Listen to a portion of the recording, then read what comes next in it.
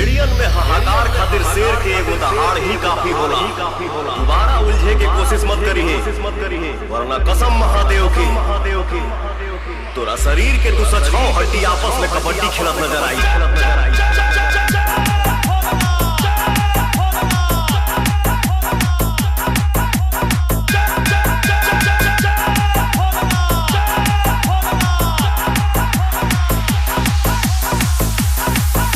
जिनके रोम रोम में शिव है वही विष पिया करते हैं। तेरे जैसे भड़ुए क्या जलाएंगे, जो श्रृंगार अंगार से किया करते हैं।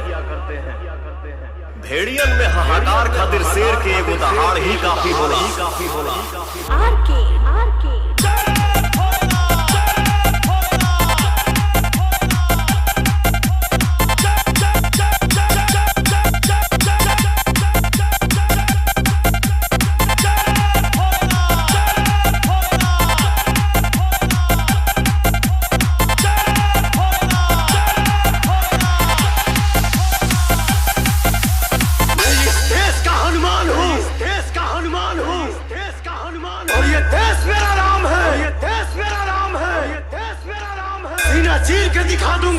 चीर के दिखा दूंगा, अंदर बैठा हिंदुस्तान है।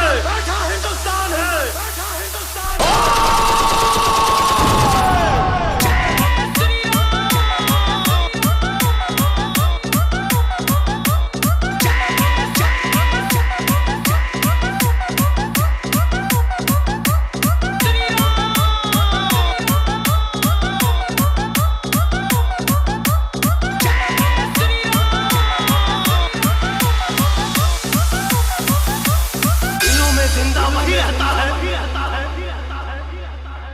जो अधर्म से लड़ता है,